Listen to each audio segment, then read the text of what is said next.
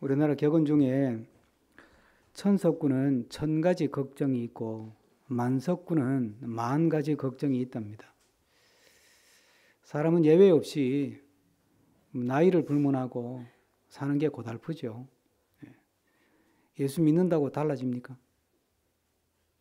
예수 안 믿다가 믿으니까 갑자기 고달픈 게 다 사라지고 순식간에 마음의 평안이 확 찾아오고 경제적인 문제도 한 방에 해결이 되고 병은 한 방에 나아버리고 골치 아픈 모든 가정의 문제들이 그냥 일순간에 팍 처리가 되면서 무릉도원 같은 그런 삶이 펼쳐지던가요? 안 그렇죠? 왜 그럴까요? 믿고 열심히 기도하는데 다 달라지는 게 별로 없어요. 그러니까 야, 이거 참 내가 잘못 믿어서 그런가 이런 생각도 들고, 그렇죠? 힘든 것만 아니라 세상은 모순과 거짓투성이에요. 뉴스나 신문 기사나 또 주변에서 일어나는 일들 보면 상식적으로 이해가 안 되는 일들이 너무 많은 거예요. 앞뒤가 안 맞고 상식적으로 이게 저게 맞는 말이야 저게? 저 논리가 저게 상식적으로 이해가 되는 거야? 그런 일들은 세상에 그냥 충만해요. 충만해.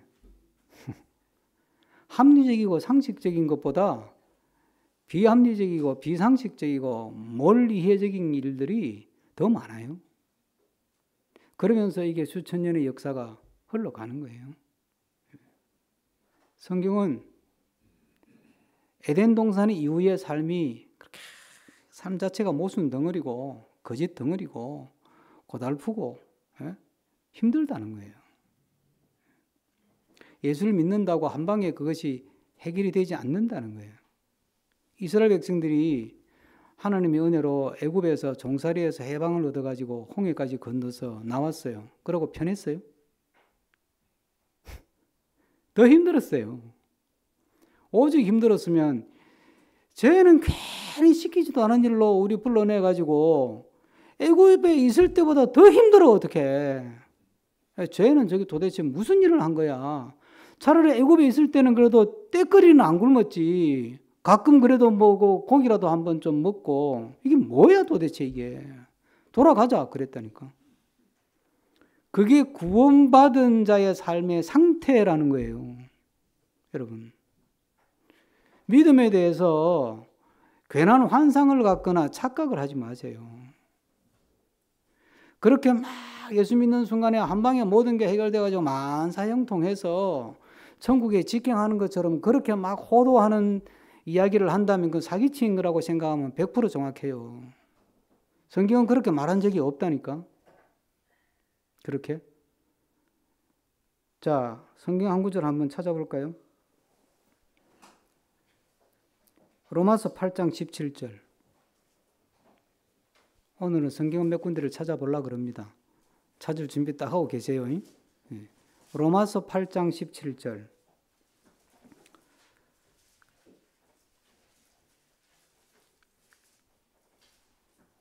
자, 다 같이 한번 읽겠습니다. 로마서 8장 17절.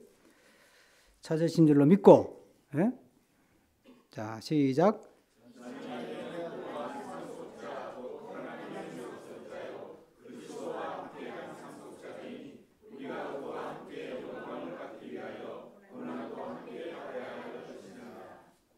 고난도 함께 받아야 된다 그러잖아요. 삶이 고달프다고.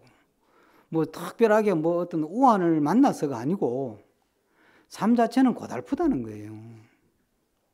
요셉의 삶이 그랬어요. 요셉의 삶이. 하나님을 잘 믿어보려고 애를 썼잖아요. 요셉이 믿었을 때는 율법도 없었고 성경도 없었습니다. 그죠? 그건 한참 후대에 주어진 거니까. 그냥 갖고 있는 거는 애매하고 모호하고 막연하지만 분명한 뭐예요? 정조 할아버지 아브라함이 믿었고 할아버지 이삭이 믿었고 아버지 야곱이 믿었던 그 하나님이에요. 그냥 그 하나님. 그리고 그 하나님이 우리 정조 할아버지 아브라함한테 주신 약속이 있어. 그걸 이제 그냥 정조 할아버지, 아버지한테 전수받은 거예요. 연대표를 적어보면 아브라함이 꽤 오래 살거든요. 요셉이 살아있을 때도 아브라함이 살아있어요.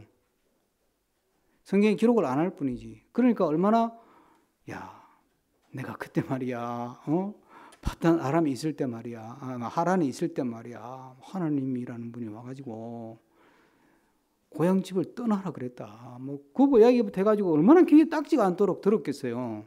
그러니까 이 성경이 기록에 남았지. 이 성경이 다 구전으로 전해진 거잖아요. 구전으로. 후대에 이걸 기록했거든. 그러니까 귀에 딱지가 않도록 들은 거야.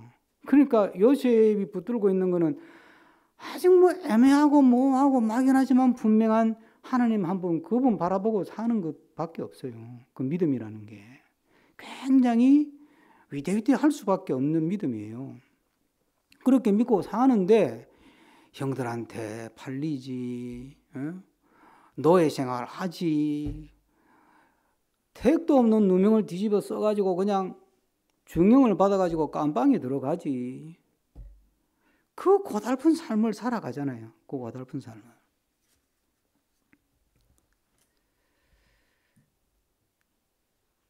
얼마나 고달프게 살았으면 시편 105편 한번 찾아봅시다. 시편 105편. 시편 105편 18절 19절. 성경이 요셉이 너무 힘들어 고생스러워 하나님 왜 이러세요 막 하박국처럼 요업처럼 다윗처럼 막 기도를 안 하니까 평탄하게 산 줄로 생각하는데 전혀 그렇지 않습니다. 굉장히 고달픈 삶을 살았습니다. 그 시편 105편 18절 19절 다 같이 읽습니다. 시작.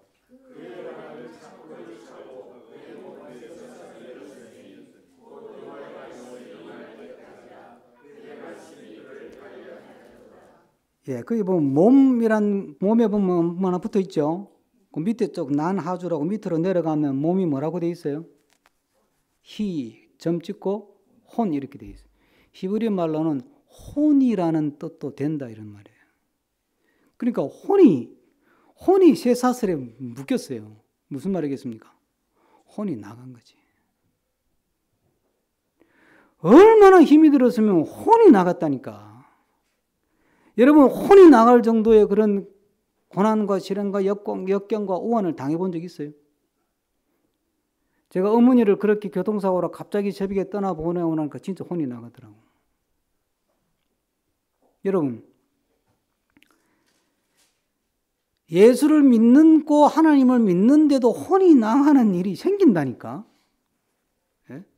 그런데 요셉이 그렇게 혼이 나가는 상황 속에서도 하나 붙들고 있는 게 뭐냐면 어떻든 막연하고 뭐하고 애매하지만 확실한 정조 할아버지, 아버지로부터 전수받은 이름 석자 여호와 하나님.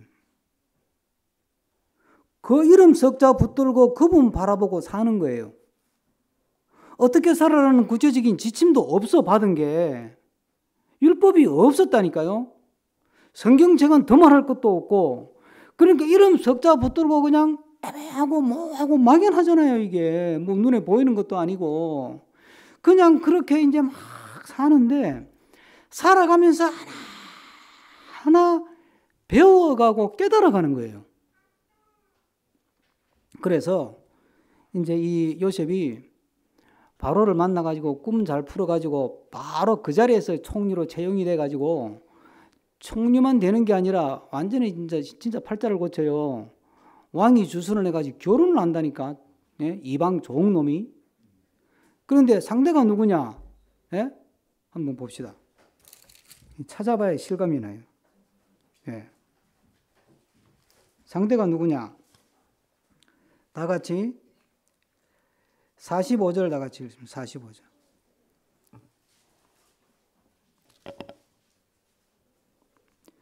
다 같이 45절 다 같이 읽습니다. 그가 요셉의 이름을 사브나바네아라 하고 또 오온의 제사장 보디베라의 딸 아스낫을 그에게 주어 아내로 삼게 하니라. 요셉이 나가 애굽 온 땅을 순찰하니.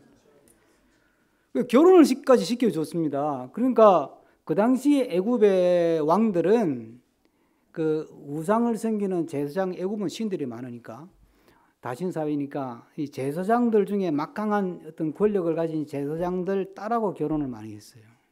그러니까 요셉을 이 제사장의 딸하고 결혼시켰다는 이야기는 왕족 대우를 해줬다는 이야기거든요. 근데 이게 온 지역의 보디베라는 이 대단한 사람이에요. 이 제사장은. 온 지역은 우리가 소위 말하는 거 이게 파라오라고 그러잖아요. 바로 파라오. 파라가 이게 태양신을 가리켜요. 라신, 라. 영화에 가끔 나오잖아요. 라 이래가지고 뭐 눈 동작 크게 이래가지고 눈썹 그려져 있는 신 모양. 그게 라신인데 그게 태양신이에요. 태양신. 애굽의 신들 중에 최고의 신이 태양신이에요. 이 태양신을 섬기는 지역이 이 온 지역인데 여기에 제사장 딸이에요. 그러니까 굉장하죠 이게. 그런데 이 아스낫이란 이름도 이름의 뜻이 뭐냐면 신앙적으로 보면 뭐 그렇게 자랑할 만한 이름이 아니에요. 우리가 볼 때 이 아스낫이라는 이름이 태양신 라가 선택한 여자라는 뜻이에요. 그러니까 추측을 하건대 학자들이 아버지 뒤를 이어서 여사제로 태양신을 섬길 사람 이런 정도가 되는 거예요.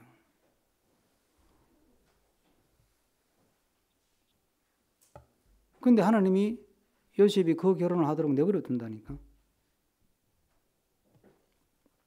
왜 그럴까? 그건 좀 이따 생각하고. 예? 그러니까 삶이 굉장히 고달프고 힘들고 그런데 결혼을 해가지고 애를 낳았어요. 애를 낳아가지고 이름을 탁 처대에 이름을 짓는 거야. 처대. 예?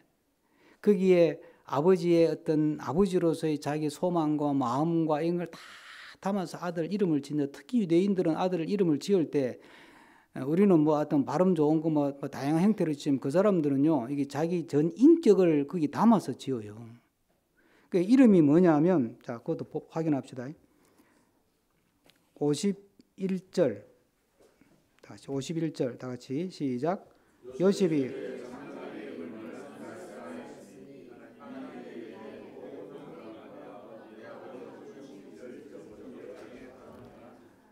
문하세라고 지었는데 그 이름의 뜻이 잊어버린다 이런 뜻인데 그냥 잊는다는 게 아니라 구체적으로 설명을 해놨잖아. 뭘 잊었다고요? 모든 고난 또 아버지 집의 일 그걸 기억하고 싶겠어요? 예? 형들이 팔아먹은 거 그동안 고생한 거 예? 비로소 결혼해가지고 처대를 탁 낳고 나서 이제 뭔가 조금 자리 잡고 살만해졌단 말 아니에요. 그래서 이름을 너는 이제 문하세다. 이제 내가 더 이상 그동안 고달픈 삶에 내가 얽매이지 않고 형들이 나 팔아먹는 저 인간들, 저 못된 인간들, 저 나쁜 놈, 저 원수 끼들 뭐 그 생각 안 하고 내가 이제 살만해졌다 이 말 아니에요. 그런데 그 앞에 주어가 뭐예요? 주어가 하나님이 내 모든 고난과 내 아버지의 모든 지비를 잊어버리게 하셨어요. 내가 잊었다가 아니잖아요.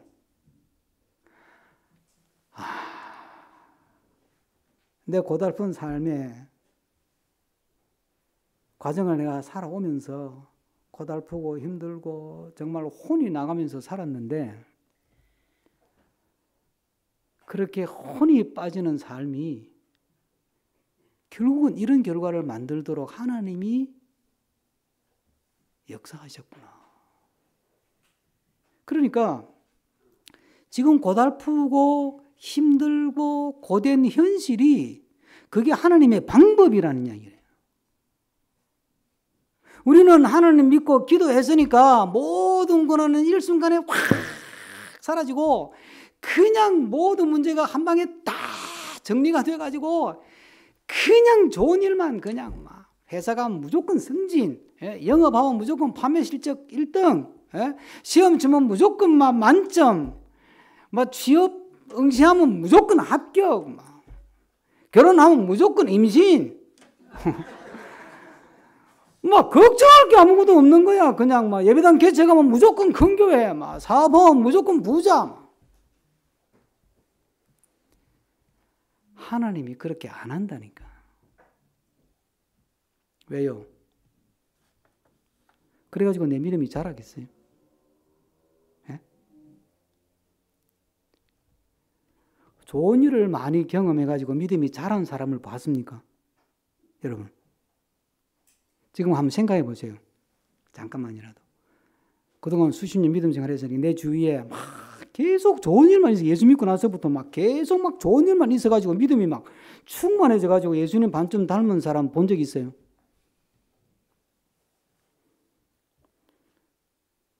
제 경우는 한 명도 못 봤어요.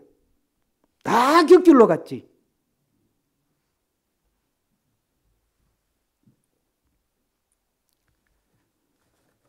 고난과 시련과 고달픈 삶이 좋은 건 아니지만 그게 나에게 유익하다는 이야기예요. 네? 그래서 바울이 그러잖아요. 고난이 내게 유익이다.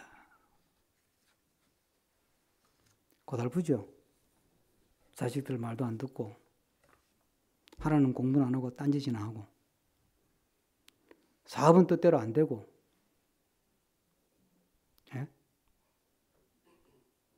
좋아서 그냥 당신만 있으면 학고방에 살아도 좋다 싶어서 결혼했는데 살아보니 현실은 그거 아니고 내가 왜 저 인간을 불렀나 잡았나 싶고 그게 우리에게 주어진 삶이고 그게 우리에게 유익하다니까요. 우리는 예수님 믿고 기도 열심히 하고 예배 열심히 드릴 테니까 그런 문제 다 없애주세요. 그냥 하나님이 그렇게도 안 하시고 그래가지고 내 믿음이 자라지도 않고요. 그냥 신랄같이 가지고 있던 조만한 믿음도 한 방에 날아가 버리고 없어요. 이 자리에 앉아있지도 않을걸. 안 그래요?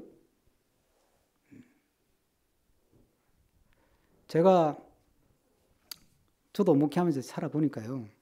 제가 원했던 대로 목회가 풀렸으면 저도 지금 아마 교단 정치판에서 이름을 날리고 있을 거예요. 제가 생각할 때. 제 주위에서 그렇게 말을 하고 그 말이 틀린 말은 아니다고 저도 인정해요. 여러분, 고난이 좋은 사람이 누가 있겠어요? 고달픈 삶을 누가 환영하겠어요? 그러나 그것이 우리에게 주어진 삶이에요. 그렇다고 인생은 생료, 생로, 병사, 108번뇌다 그 말하는 것도 아니고요. 이 고난이 내가 하나님께 불순종해서 받는 벌이다 이 말도 아니에요. 기도가 부족해서 헌신이 부족해서 이것도 아니에요.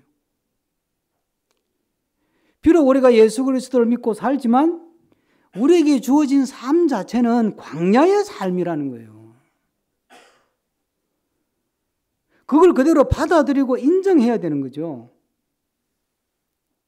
고난 그 자체가 나에게 유익한 것이고 고달픈 삶 자체가 나를 하나님의 사람으로 만들어가는 하나님의 손길이고 하나님의 방법이고 그 속에 하나님의 신비가 담겨 있다는 것을 믿는 것을 믿음을 가진다 그러는 거예요.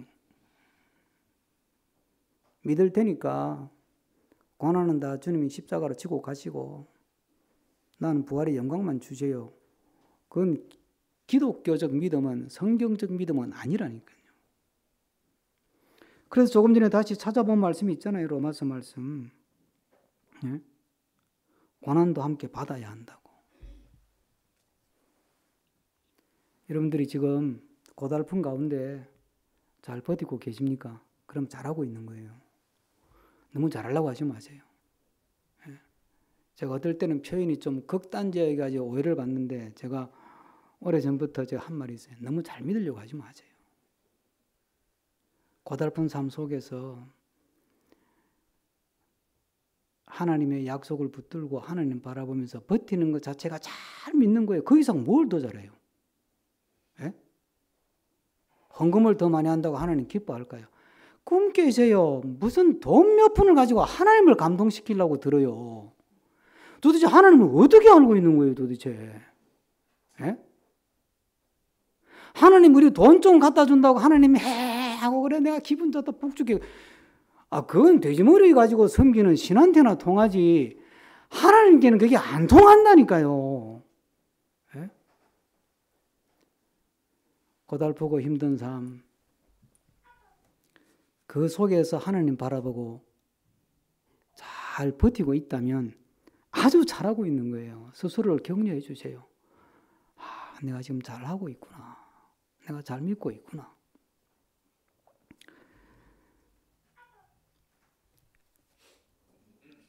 근데 오늘 본문을 보면 조금 셈이 나는 장면이 있어요. 성경에 보면 그런 게 꽤 많은데 하나님이 바로한테 꿈을 꾸게 했단 말이에요. 이삭도 나오고 뭐 이런 거 나오잖아요. 꿈 내용은 중요하지 않아요, 사실. 핵심은 뭐냐면 7년 풍년 들고 7년 흉년 든다 이제 그 이야기인데 그걸 왜 바로에게 주냐고. 바로가 누구예요?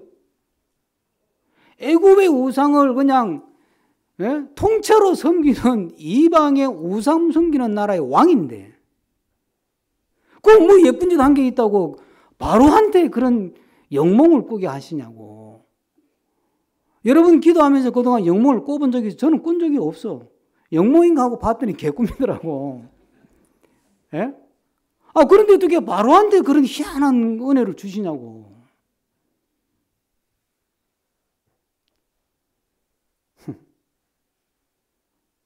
제가 조금 전에 말씀드린 요셉 봐, 요셉. 요셉은 이방의 제사장의 딸, 그것도 앞으로 여자 사제가 될 가능성이 있는 제사장의 딸하고 결혼을 한다니까? 근데 하나님이 그걸 막지 않아요. 탓하지도 않아요. 그냥 놔둬요. 어쩌자는 거예요, 도대체? 하나님 도대체 뭘 이야기하는 거예요? 여러분, 우리가 성경을 읽을 때 요셉, 이게 창세기, 특히 창세기를 읽을 때 하여튼 성경 전체가 마찬가지지만 조심해야 될 건 제가 이 요셉 이야기 처음 할 때 그 말씀 드렸어요. 하나님은 우리에게 위인전을 소개하는 게 아니라고. 하나님이 영웅을 만들지 않아요.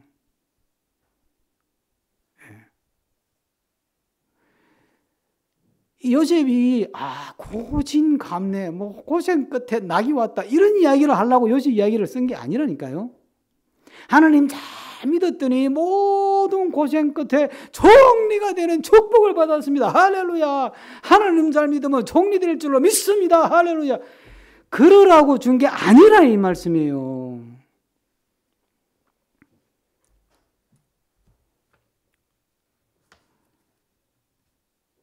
바로한테 왜 그런 꿈을 줘요? 하나님은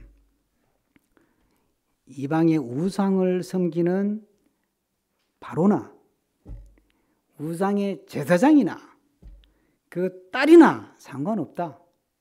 나는 그들을 통해서도 내 일을 한다 이 말이에요. 하나님이 일하시는 방법이 워낙 스케일이 크고 워낙 수가 깊고 넓고 막 하기 때문에 우리가 감을 잡기가 어렵습니다. 가늠이 잘 안 돼요. 되면 비정상이에요. 대통령 선거를 금년에 할지 몇 년 뒤에 할지 모르지만 제가 제발 부탁합니다. 선거 있을 때마다 제가 한 이야기가 있어요. 교회를 다니는 후보라고 표를 찍지 마시라고 제발. 하나님 믿는 사람이 대통령 되면 나라가 복받고 하나님 안 믿는 사람이 대통령 되면 나라가 벌받을 것 같아요.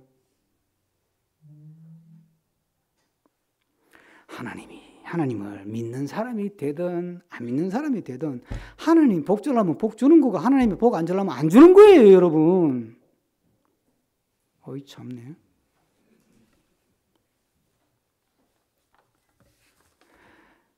하나님을 대적하고 하나님께 대드는 사람을 통해서 하나님 일을 해요. 그 사람은 그 대가를 치를 거예요. 반드시 심판하실 거라니까. 하나님의 공의를 거스리고 하나님의 평화를 깨뜨리는 것에 대해서 반드시 책임을 물을 거예요. 순종하고 살아간 삶에 대해서는 반드시 하나님께서 거기에 대해서 보상을 하실 거예요. 하지만 그렇다고 우리가 쉽게 하나님이 하시는 일을 선과 악으로 양분을 시켜가지고 그렇게 하나님 일을 안 한다니까요. 자, 요셉이 아무리 왕이 뭐 주선을 했다 하더라도 제사장 딸하고 이방 우상 제사장 딸하고 결혼하는 게 잘한 거예요? 못한 거예요? 여러분 같으면 요셉이 믿음이 부족했네. 다니엘 같으면 절대 안 했지. 그렇죠, 그죠? 다니엘 같으면 안 했겠지. 근데 요셉을 통해서 주시는 말씀이 뭐예요, 도대체? 야, 나는 믿고 안 믿고, 순종하고 불순종하고, 의심하고 뭐 의심 안 하고, 그걸 뛰어넘어 일하는 신이다. 그 말 아니에요. 도대체 하나님을 어느 정도로 보시는 거예요? 예? 고작 해가지고 뭐 술 안 먹으면 믿음 좋고, 술 먹으면 믿음 없고, 담배 피면 믿음 빵이고, 담배 안 피면 믿음 100점이에요. 도대체가 하나님을 어떻게 보시냐고. 주의를 잘 지키면 믿음 좋은 거고, 주의를 잘 안 지키면 믿음이 없는 거예요. 제가 오늘 성경하면서 얘기했어요. 주일을 예배 드린다고 앉아가지고 스마트폰 가지고 뉴스 검색하고 주식 검색하고 앉아있으면 예배를 드린 거예요, 안 드린 거예요? 어이 참네.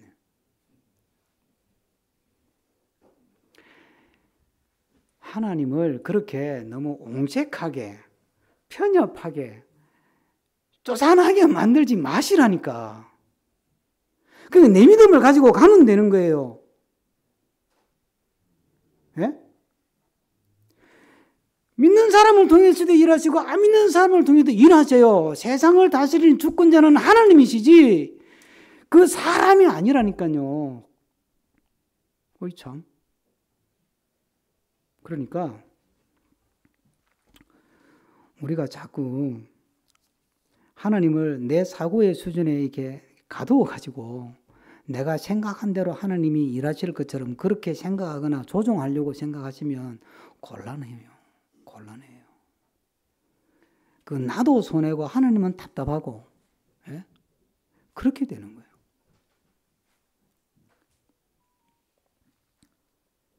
하나님은요, 실수 안 합니다.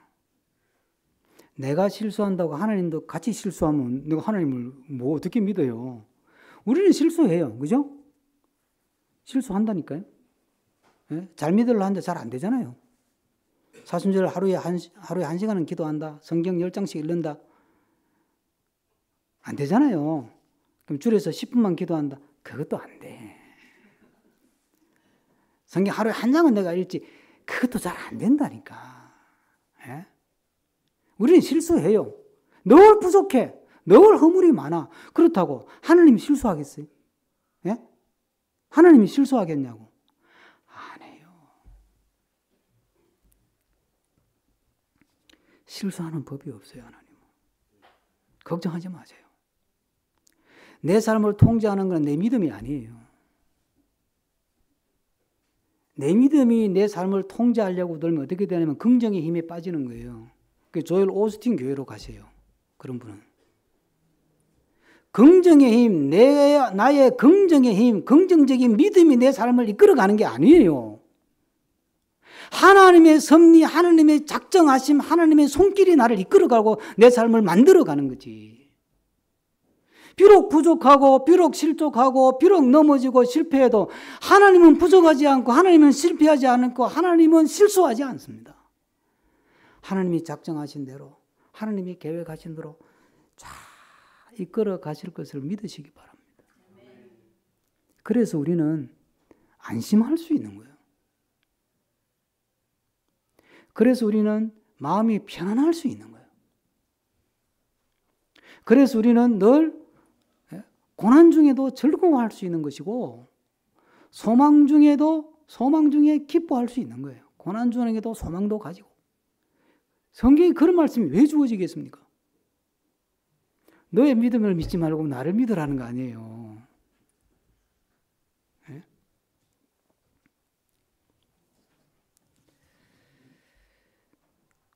요셉이 이제 바로를 만났습니다. 딱 만났는데 이제 꿈을 딱 해석하잖아요.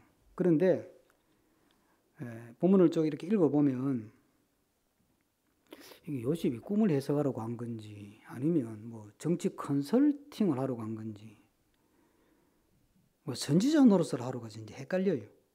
한번 볼까요? 자, 25절 한번 읽어보십시다. 25절. 본문 25절입니다. 다 같이. 요셉이 바로에게 아뢰되 바로의 꿈은 하나라. 하나님이 그가 하실 일을 바로에게 보이십니다. 이제 바로가 꿈을 꾸긴 꿨는데 무슨 뜻인지 모르겠고 막 머리는 복잡하고 마음은 답답하고 막 별별 수도 안 되는 거야. 뭐 애굽에 뭐 똑똑하다는 뭐 박사들, 점성술사들, 뭐 술객들 다 불러도 다 모르겠대.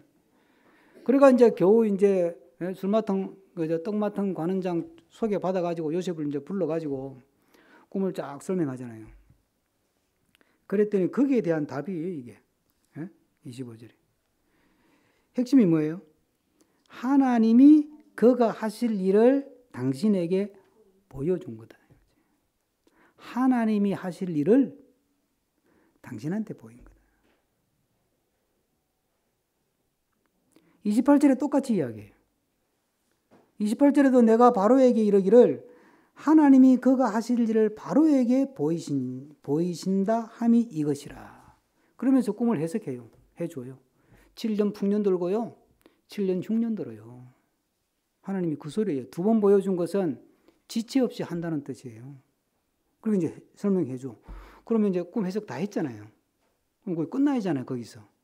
근데 그 다음에 요셉이 한술 더 뜹니다. 33절부터 보면, 뭐 길어서 다 읽지 못하고요. 33절부터 보면 이제 바로께서는 이러고는 이제 쭉 뭘 해야 될지 설명을 해줘요. 예? 똑똑한 지도자를 하나 세우셔요. 그리고 애굽의 모든 지역마다 감독관을 다 하나 두시고요. 풍년 들면요, 예? 모든 수입의 20%, 5분의 1, 20%씩 세금을 거두세요. 그리고 7년 동안 세금을 다 모아 놓으세요. 그리고 7년 흉년이 될 때 그걸 풀어가지고 나라를 잘 다스리면 애굽이 망하지 않을 거예요. 이렇게까지 이야기한다니까. 여러분이 바로 왕 입장이라고 생각해 봅시다. 이제 요셉 앞에 왔어. 야, 너 꿈 한번 해석해 봐. 그리고 이제 꿈을 설명해 줬더니, 예, 그거는 7년 풍년에 7년 흉년 든답니다. 그리고 두 번 연거푸 보여준 거는 바로 행한답니다. 그런 뜻이야? 너 참 신통하다. 이러고 끝나야 되는데. 묻지도 않았는데, 그럼 어떻게 해야 되는데? 물은 적이 없어요, 바로가. 그런데 연달아서 하는 말이, 회야, 그러니까, 예? 똑똑한 놈 하나 이게 세우세요, 총리로. 그리고 감독관들 다 지역마다 세우고 세금 20%씩 받아가 모으세요. 이게 지금 지가 뭐 세금 정책 다 결정하고 정부 조직 다 지가 다 짜고 네가 바로다 임마, 자식이. 이 자식이 이 까불고 선을 넘어대면 너무 넘은 거야. 아니에요, 이거? 요셉이 그런다니까. 이게 지금 무슨 선지자의 아니에요, 이거? 이거 선지자가 하는 일이에요. 근데 봐요. 더 웃기는 거는 하나님이 바로 당신에게 하실 일을 보여준 거다. 그런데 1차적으로 하실 일은 뭐예요? 7년 풍년, 7년 흉년이죠.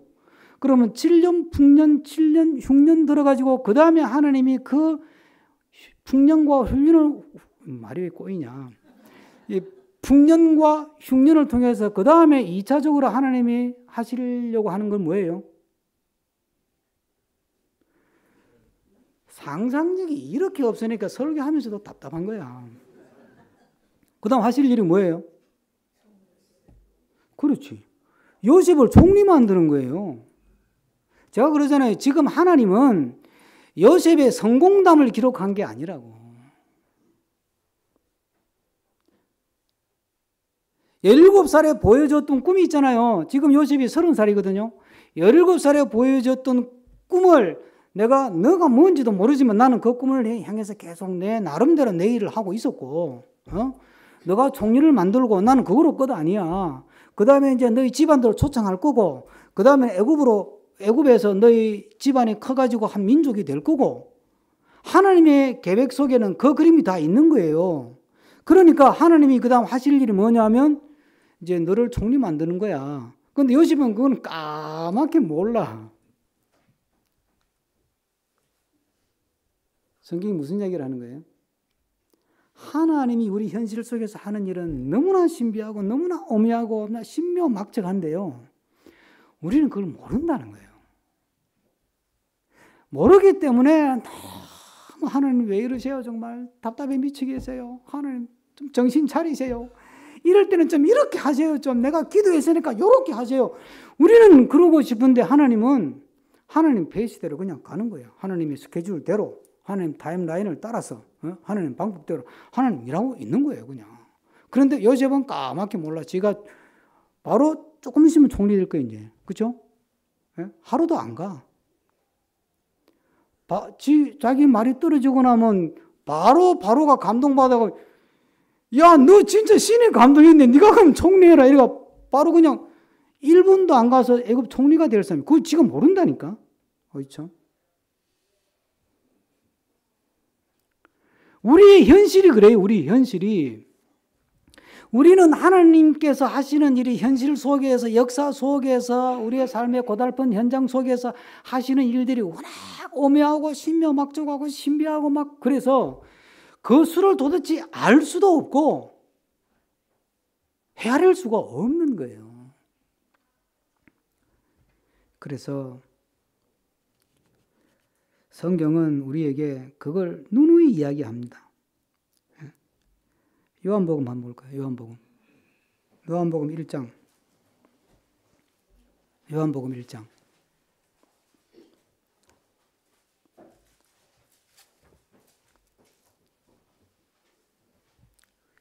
요한복음 1장 찾으셨으면 5절 다 같이 읽습니다. 우리 시간이 이제 많이 갔으니까 5절 다 같이 시작. 빛이 세상에 왔는데 못 알아보더래. 예수님이 세상에 왔는데 알아본 사람이 아무도 없어요.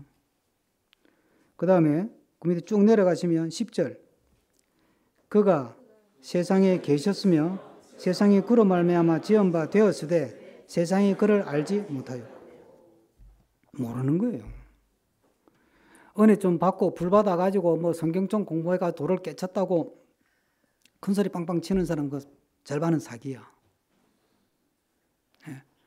모른다가 정답이에요. 우리 같은 세 자리 숫자 머리를 가지고 어떻게 하느님의 하시는 일을 다 가늠하겠습니까? 모르겠습니다. 이게 정답이라니까. 하나님이 하시는 일은 진짜 답답할 때가 굉장히 많아요. 뭐 집에 가서 한번 찾아보셔야만은 열왕기상 19장에 보면 19장이 유명한 장이에요. 열왕기상 19장이 호렙산에서 바알과 아세라 850명 물리친 장이에요. 물리치고 엘리야가 승리하죠. 그리고 이제 궁으로 가요. 그러니까 이제 거기서 아합도 이제 완전히 멘붕이 돼가지고 나 졌다 이러고 이제 마차 타고 가는데 막 비가 막 쏟아져.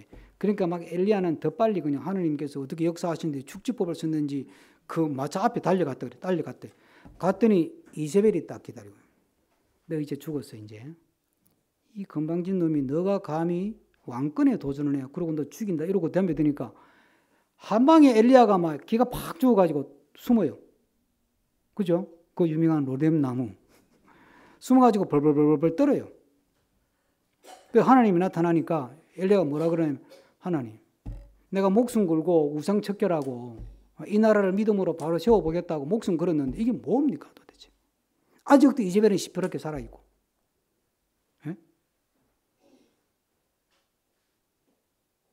그러면서 막 이런저런 이야기 이제 바람 가운데도 하나님 안 계시고 막 그런 말씀이 나와요. 그리고 하나님이 엘리야에게 마지막으로 주는 미션이 있어요. 그 미션이 뭐냐면 그게 19장 14절부터 쭉 나오는 이야기인데 너는 다메섹에 가서 아람 왕으로 하사엘을 아람 왕으로 세우라. 이 아람이라는 나라가 바벨론의 전신이에요. 아람이 더 커져가지고 바벨론이 돼가지고 이스라엘을 잡아먹어요. 유다를 잡아먹고. 그 하나님이 그걸 깨 부숴야 될 거 아니에요.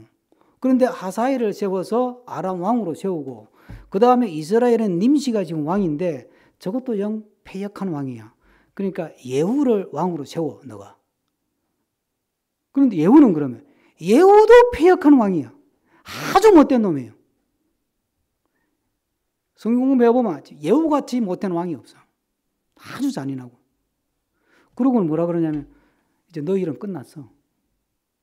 끝났으니까 저 엘리사 만나가지고 엘리사를 너 후계자로 세우고. 그리고 끝이야. 그럼 여러분이 엘리야라면 하나님 뭐 하자는 거예요 도대체 지금? 아니 목숨 걸고 850명 우상 거짓 선지자하고 싸워가지고 겨우 이겨놨는데 기선을 제압해놨더니 다시 이스라엘의 다음 왕을 세우고 아합이 죽어도 다시 또 왕을 세우고 아람까지 왕 세워가지고 나라 잡아먹히게 만들려고요? 하나님 그렇게 일한다니까. 답답하지. 하나님의 수를 어떻게 가늠을 해요? 못한다니까.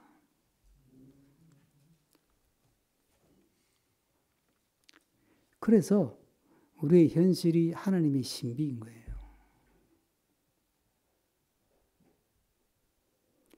쉽게 이렇다 저렇다 예단하거나 판단하거나 그러면 안 되는 거예요.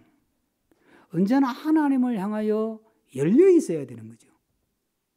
하나님이 어떻게 풀어가실지 어떤 상황을 만드실지 무엇을 하실지 우리는 모른다니까요. 그래서 하나님에게 우리의 미래의 가능성이 있는 것이고 하나님의 움직임 속에 우리의 다음이 있는 거예요. 내가 뭘 한다고 되는 게 아니고 내가 계획을 세운다고 되는 게 아니고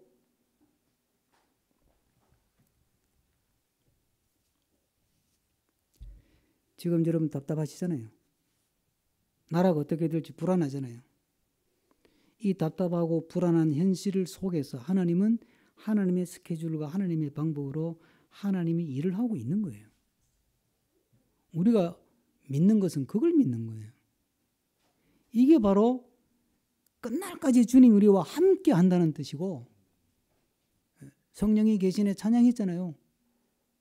주의 영이 우리와 함께 한다는 뜻입니다. 우리는 함께 하니까 그냥 한 방에 병이 낫고 한 방에 돈이 들어오고 한 방에 직장이 생기고 그런 걸 꿈꾸잖아요. 그것조차도 하나님이 하실 일이고 전화 한 통 받고 가가지고 총리가 되는 판인데 뭐 그건 하나님이 하실 일이고 그건 우리가 계산할 게 아니에요. 우리 영역 밖의 일이라니까요.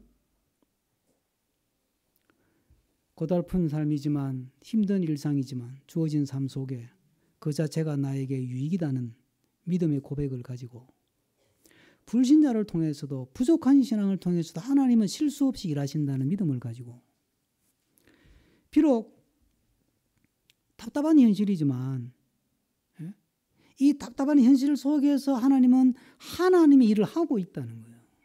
졸지도 않고 주무시지도 않고.